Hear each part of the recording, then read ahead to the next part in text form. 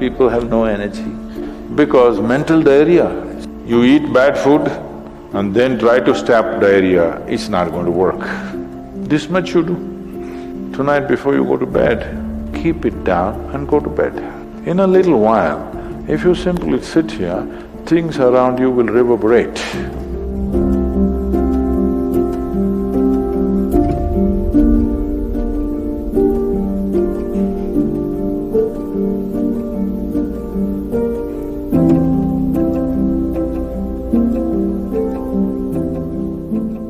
Is it possible to do it without using specific mudras, whatever? Yes. These are all small help, little assistance. You don't see a Shiva or a Krishna holding mudra and sitting like this, simply intense. Nor will you ever see me sitting like this. No, you will not see me practicing Shambhavi or this or that. If I just close my eyes for 20 seconds, I'm done. I'm ready for the day. So, this is all good help.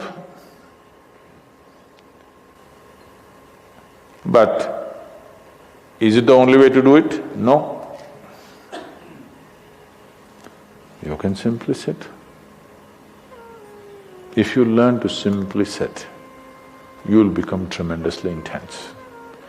Right now, your energy is simply expended by doing unnecessary, endless activity. When you have so much mental diarrhea, how can you have energy? Suppose you have diarrhea, do you see how weak you feel? Yes or no? Right now this mental diarrhea, that's why people have no energy.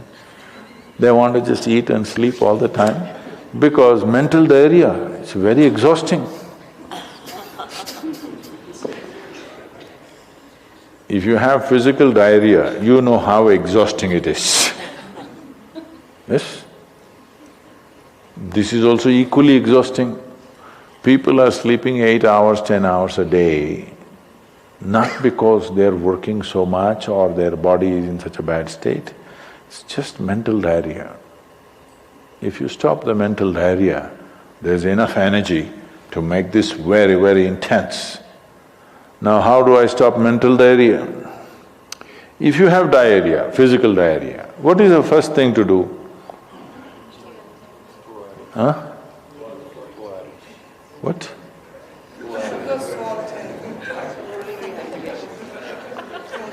Yes, run to the toilet, I know that.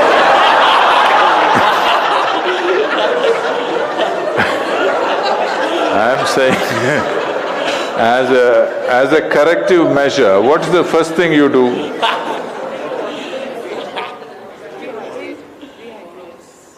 No, as a corrective measure, what is the first thing you do?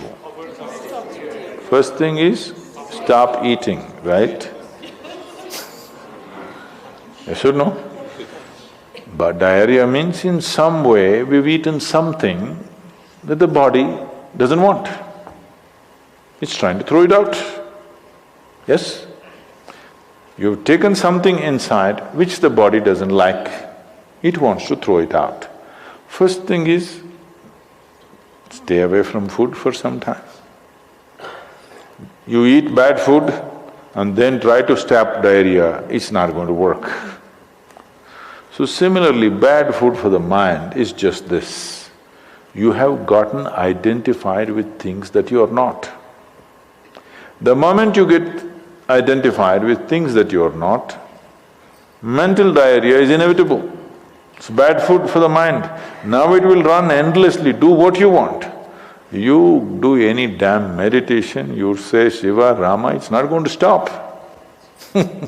It's not stopped, isn't it? Because bad food is being eaten every day, you're getting identified with more and more things and you want to stop your mind, you do whatever kind of circus, it is not going to stop. If you disidentify with everything, if you understand what is you and what is not you, If you keep a little distance from that, mind will become still. If you want, you can use it, otherwise you can keep it. Now my hand is there, if I want I can move it, otherwise I can keep it. This is a useful hand. Suppose it starts jumping like this. You clearly know there is some kind of an ailment, isn't it? Yes or no?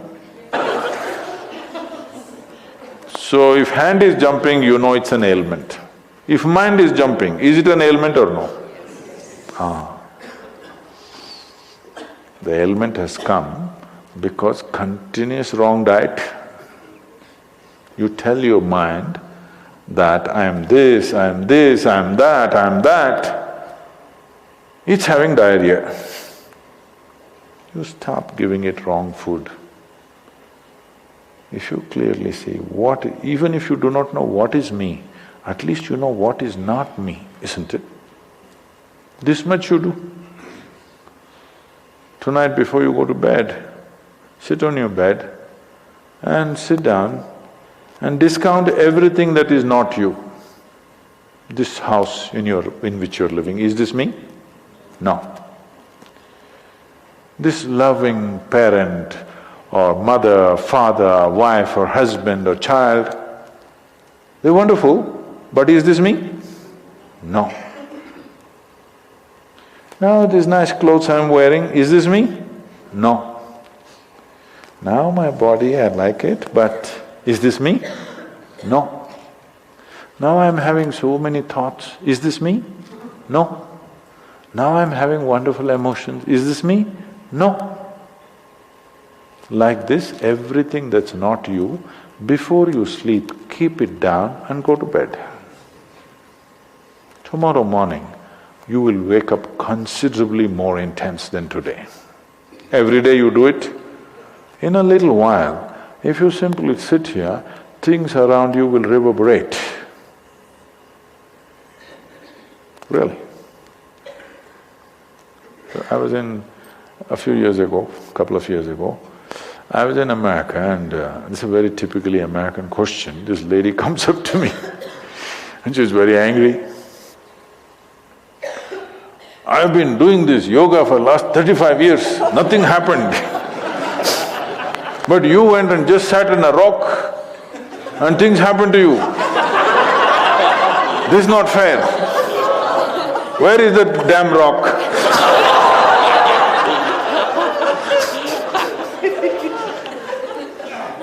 She thinks it's the rock which did it.